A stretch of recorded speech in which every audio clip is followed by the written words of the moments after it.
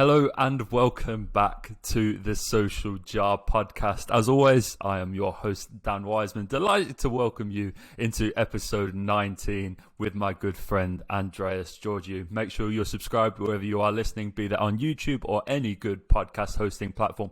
Or even better, go and listen to the Social Jar over on our free Patreon account. The link, if you're watching on YouTube, is down there in the description. Or head to any of the @Uniform Brand socials and you find a link to our Patreon account where you can find loads of exclusive Social Jar goodies, behind the scenes content, and you guys get to vote on things like the topics for the next episode and loads of exciting stuff. You get the most. We try and do the best for the most loyal listeners. And so, as I said, it's totally free. We're very excited about it. So heading over there if you've not already.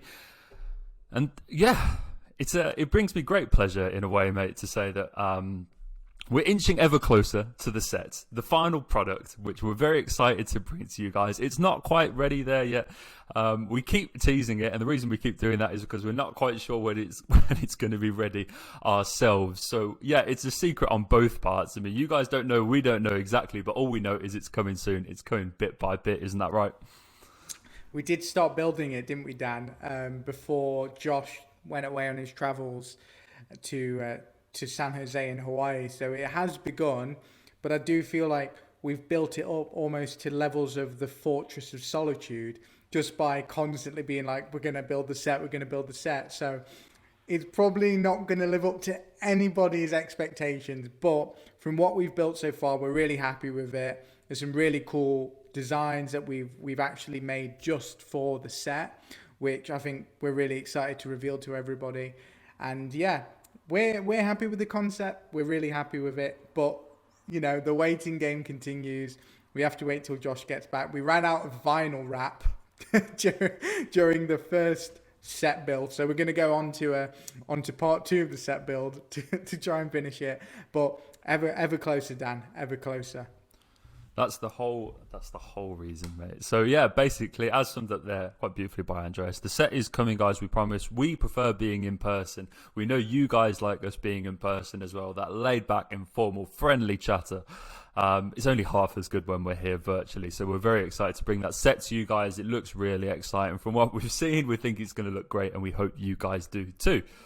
So yeah, as I said at the top of the episode, we gave you guys a vote, as always, here on the Social Jar for what you wanted Andreas and I to talk about this week.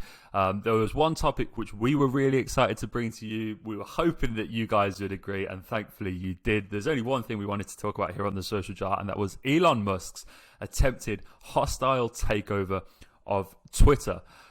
It's something that's been dominating our social media feeds for almost a month now. The very start, when all this began, it feels like 1,000 years ago now. So we've got a lot to break down. We're going to sort of do it in a 3-pronged attack. We're going to look at exactly what has happened, a little brief history lesson as to how all of this has evolved in sort of the last month.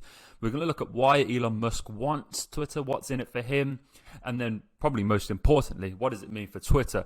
What do you, the average users of Twitter, how are you going to feel the impact of this potential takeover? It's going to be very exciting. It's quite deep, it's quite complex, perhaps more so than most people imagine, but I'm really excited to get into it, mate. Well, you've prefaced it as a hostile takeover, which, I mean, I don't know if it's at that stage yet, but there are signs towards it potentially getting hostile, which I'm sure you'll get onto in a minute, Dan, with the overview of what's recently happened in terms of Elon trying to take the power. But obviously, let's begin. Let's preface, obviously, for everybody listening on our Patreon account, getting early access to this. Thank you so much for the support, and for everybody else who follow us on the Social Jar YouTube, on Spotify, Apple Music. Again, we really appreciate the love, but don't forget, you get this episode even earlier if you follow our free Patreon account. But Dan, Elon Musk, forget Twitter, forget all of that for a second. Who is he for those people who've been living under a rock? I think the best way to put this, mate, is that Elon Musk is the richest man in the world. He is the CEO and product architect, I think is his official title, of Tesla. He is the CEO and chief engineer of SpaceX, his own space program. I think if you have your own sort of space program, you're not doing too badly in life, are you really? He was the founder of The Boring Company and X.com, which is now part of PayPal, the co-founder of companies like Neuralink, OpenAI, Zip2, and he's the president of the Musk Foundation, which is his own sort of charity. He is a bit of a maverick. He's quite controversial at times. He's sort of very keen on sort of matters like artificial intelligence, cryptocurrency, stuff like that. He's very involved in the sort of tech world. And so I think a good place to start with this is that he's very active on Twitter as well. He's someone that tweets sort of every day, every other day. He's quite active on the platform, usually posting a lot of memes and stuff, really. You'd come across his Twitter account and you'd think for this sort of business mogul, you'd stumble across a kind of parody account, wouldn't you? But no, that is the guy, that Elon Musk. And I think that sort of summarizes nicely who he is as a person, because he's a little bit should we say quirky? Is that right, do you think? Well, quirky is probably the way to put it. He gets in trouble quite a lot, Dan, because whenever he tweets, that in turn has an impact on the Tesla stock. So the Tesla board were actually, they were trying to maybe make suggestions that he was either trying to purposely inflate the stock, deflate the stock, etc., etc. That was a really big debate and topic in recent times. But yes, people very much do linger on what he said. He's built a cult following on Twitter. People who absolutely bow down to the world of Tesla and Mr. Elon Musk. But as you say, he's a very, very rich man. He has a lot of business endeavors, and Tesla is taking over the world in terms of the future for cars and renewable energy that cars can run off, as well as everything else they're doing, including space program, which, like you said, Dan, anyone going to space has got a few pounds to spare. Yeah, indeed, mate. Indeed. And as we're going to come on to, it actually turns out he has $43 billion to spare, which is what he's put forward in a best and final offer for Twitter. That is where we're currently at right now. But this whole saga starts way, way, way before then. If you go back like 1,000 years to the 4th of April, it was announced, it became public knowledge that Elon Musk had purchased 9.1% of Twitter. Now, he actually made this transaction on March 14th, but it only, as I said, became public knowledge on April the 4th. And this made him, albeit briefly, the company's largest shareholder. Now, I actually remember being in the office when this broke, mate. I remember you turning and talking to me about it. This felt like a pretty big move from Elon. And maybe that's where we thought it was going to settle, but settled there it did not. Twitter duly offered him a place to the board, as you would do if you're, largest shareholder, which he duly accepted and then rejected. So he sort of teasing Twitter a little bit, I suppose. But I think as a board member on Twitter, it restricts you, once you're in that position, from purchasing more than a 15% stake in the company, which, as we've come to learn in the days since, his plans far outgrew that, indeed. Definitely. Yeah, like it was a bit of a strategic move from Twitter. They saw what Elon's intentions were. They tried to stop it, thinking, hey, make him a board member. He'll be cool with that. And absolutely not. He was not. Elon Musk versus the world, Yeah, indeed. As you say, mate, on the April the 14th, so this is just 10 days after it became public knowledge that he had purchased that 9.1% share in Twitter, he announced, funnily enough, on Twitter, his plans to purchase the platform for $54.20 a share in cash, which is pretty crazy. He described this as a best and final proposal, and it's a pretty fair one when you look at it. It equates to $43 billion for a company with a $37 billion market cap. And anyone that sort of bought a house or bought a car knows what that best and final offer means. It's not really. It often sort of fluctuates from that point, but that's what he's led in with. It remains to be seen whether that puts him in a power advantage or sort of backs him into a corner, if you will. But then all eyes were on Twitter to see how they would respond, and respond they did with a poison pill the next day, which is a sort of... I read this online and I wasn't actually clued up with exactly what a poison pill meant in some like financial terms and everything like that. So I saw this and was like, oh my God, they did what? Like, how is this? And then I was like, oh, okay.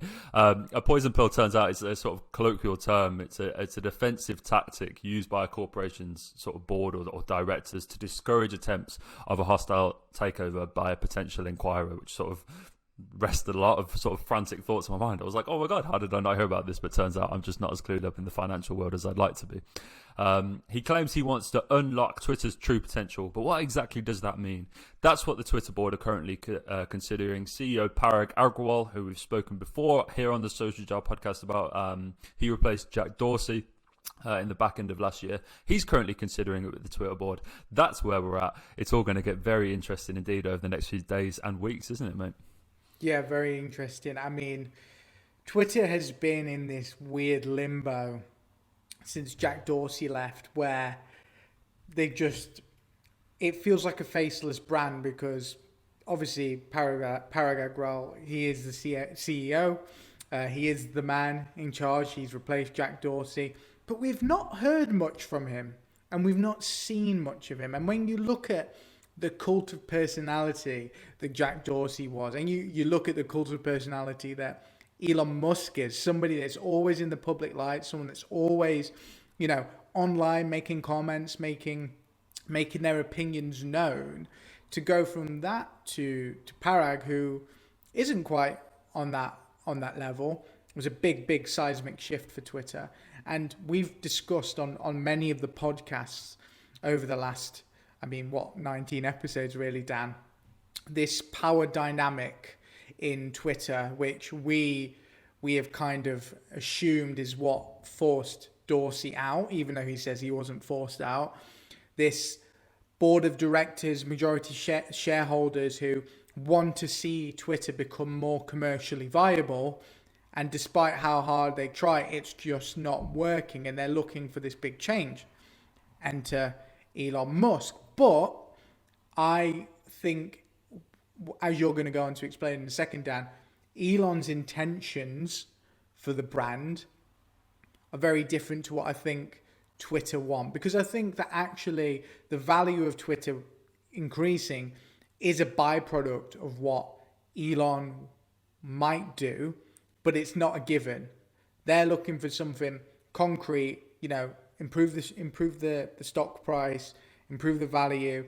Twitter, even if you look at it compared to Meta, for example, is a third of the value. Just definitely under half. So how do you make Twitter more commercially valuable?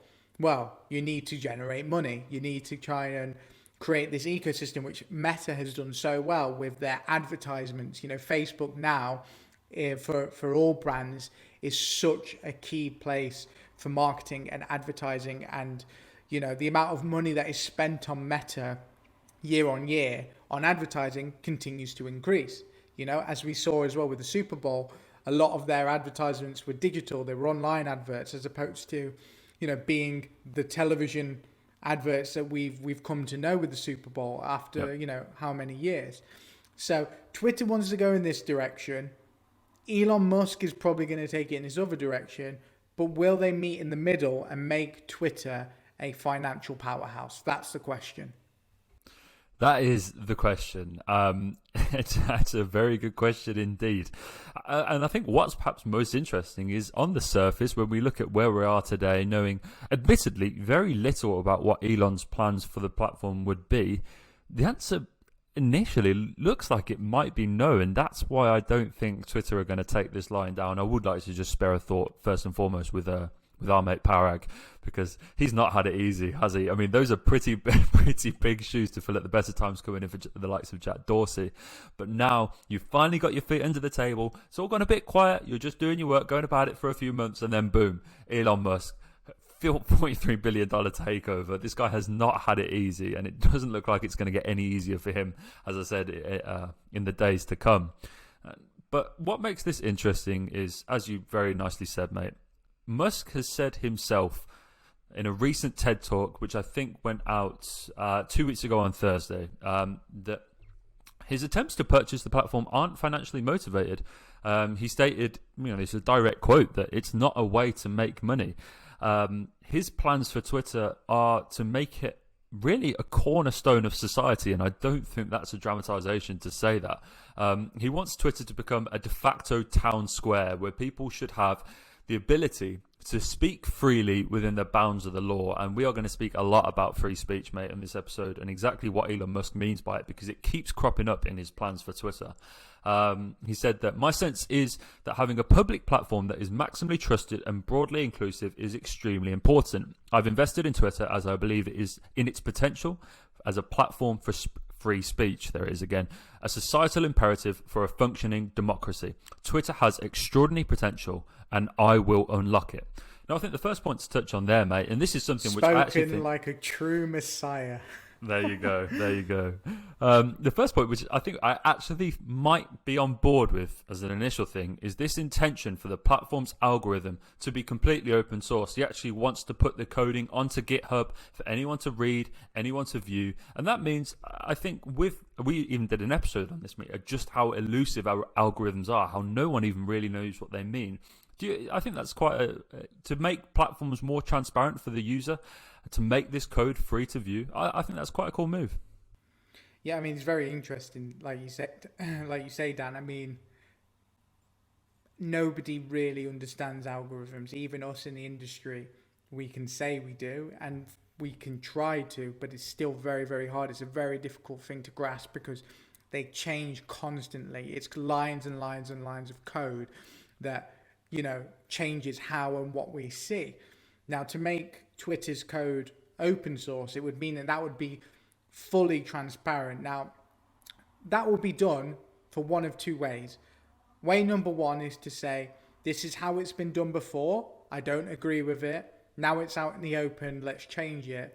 Or number two is to say, look, actually, Twitter has always been this modern town square, like you say, this area for free speech. It doesn't discriminate, like we've seen in these Facebook file reports saying how Facebook prioritizes negative content, for example. It's either one or the other there. It's a positive tactic or a negative tactic, but either way, it's what Elon wants to use to try and promote the need for this to be transparent so that you can have free and open speech, because you cannot have free and open speech which is controlled by an algorithm. And that was Facebook's biggest issue during the presidential campaigns in the US, is that it was leaning one way when, everybody is talking about having rigged elections and fair elections. How can you have a fair election when a social media platform is telling you how to vote or telling you how to think? That's not free and fair. That's not open. And I think that's what Elon wants to combat. But it does open the problem, Dan, if you have a free platform that anybody can say anything without repercussions. Now, I'm not saying, obviously, if somebody threatened to kill somebody, that's different. But saying, if you're left-leaning or right-leaning and you have a very, very strong stance that a lot of people don't agree with, that is something that is going to cause a huge amount of controversy. And it does on a daily basis on Twitter. And we've seen reports of, people claiming they're being silenced on platforms like Twitter for making their opinion known. So I think it's a very, very interesting way to look at it, to strip back what we're seeing and to just really let the wolves at it. Yeah, mate, it's incredibly complex, and this sort of whole thing on free speech, which Twitter has been caught up in the past. You look back to the Trump election and the fact that Donald Trump was banned from Twitter, and that was something that to this day still causes a little bit of indifference. I think, Elon Musk actually tweeted at the time of recording 21 hours ago, he tweeted, "A social media platform's policies are good if the most extreme 10% on the left and the right are equally as unhappy." So it's clear that he's taking quite a radical approach to free speech. And in his fair, like, he's tweeted a few things out since he made this attempted bid for Twitter. He's tweeted a few things which have actually made me rethink perhaps the ways in which I see Twitter. He tweeted on April 9th. He quote tweeted a statistic which detailed the top 10 most followed Twitter accounts, the likes of Barack Obama, Justin Bieber, Taylor Swift, these kind of guys. And he quoted, he was like, most of these top accounts rarely tweet. They don't post. There's very little content. You know, Justin Bieber's in there. He's at number 2. He's only tweeted once this year. Taylor Swift is also in there. She's at number 6. She hasn't posted anything in 3 months. And he spotlighted this, and I think this is what, when he's saying he wants to make Twitter a better place and he wants to unlock its true potential, he makes a good point there in that some of its most popular accounts aren't even using the platform, and maybe that's quite telling. Yeah, I mean, Twitter's popularity is certainly developed over time, even though they have more users now. You know, people who are regulars. You know, there's a lot of people that have a Twitter account but don't use it. There's some people that don't even have Twitter accounts, and we're talking big, high-profile celebrities. You know, but everybody, for the most part, uses their Instagram account. You know, Instagram has become the go-to place for celebrity culture to live and to exist, and Twitter has become more of a political news culture in that regard. So definitely I can see his point. Like, look, these are the people that, you know, people want to engage with, yet there isn't actually an opportunity to engage with them. Yeah, exactly that, mate. And so when he's talking about unlocking Twitter's true potential, it'd be interesting to see exactly what he means by that. So as we go into exactly what it means for the platform, and this is perhaps the most important part, it's how it's going to come to affect us and you guys listening, exactly what Elon has in mind if this takeover is successful. Now, as I said, it's all very sort of reports suggest at the moment, a lot of journalists offering their say, because he hasn't laid out a concrete plan yet. We've had that TED Talk, as I said, where it was quite conveniently timed, really, where he did answer quite a few questions about it, but even so, he wasn't really sort of able to lay down exactly what he has in mind for the platform. One of the things which he has said he's on board with is an edit feature. He said it would see users have the ability to edit a post for a defined period after posting. If a user then did so, he said that all of the retweets and likes they'd gained on that post would be removed and the post would start at 0 again. This is something which he's been talking about for quite a long time, actually. And since, as I said, since he made that attempted bid, he's spoken about again on Twitter, talking about how he's going to be the guy, if successful, to bring this long-awaited edit features to Twitter. I mean, at this point, I'm not even sure it's going to happen. It's been so long that we've been talking about this. I'm yet to see whether it'll actually come to fruition. I think it will. If Elon gets Twitter, it will happen 100%, because it has to. It has to. It's the one ace up the sleeve that anybody can have when it comes to Twitter. I talked about in this article about Twitter Blue, how Twitter Blue is charging us for things that other platforms give us for free. Now, Twitter Blue gives us an undo feature, which gives us up to 60 seconds to stop a tweet from being published, to stop typos. Now, the edit function, the reason there is such a large vocal kind of group against it is because, for example, you can have a tweet which goes viral, which is 100,000, and the tweet might say "I love apples," and then when it's retweeted by 100,000 people, it could be changed to say something politically or racially charged, or, you know, anything along those lines, and that's what people seem to have an issue with. But what people are forgetting is that, you know, there's ways to combat that. Facebook have edit history, which is public, so on every post, if it is edited, you can click the edit history and you can see how it's changed. I mean, I quite like that idea, what you said there, Dan. If after a specific period of time, the tweet is changed, it should be reset. You know what I mean? All those retweets and shares, etc., should be gone. Because quite rightfully so, if you're going to change the meaning of something, then realistically, you know, that's dangerous, especially when we're talking about news and politics. But the ability to edit a typo, or, you know, change a picture in a tweet or something like that, it's harmless. You know what I mean? And it is something which I think a lot of people would really, really like. Yeah. I think you're right, mate. I think if anyone is going to be the guy, I think Elon can deliver it. It's something which we feel like we've been talking about for ages. Obviously, there is the undo button, which comes as a part of Twitter Blue. We've still not got access to that here in the UK. We did actually just review it, though, over on uniformbrand.com in an article that came out last week, where we give you the dive, a little exclusive sneak peek into whether we think Twitter Blue is really worth it. The undo feature comes as a part of that. It's slightly different to the edit feature.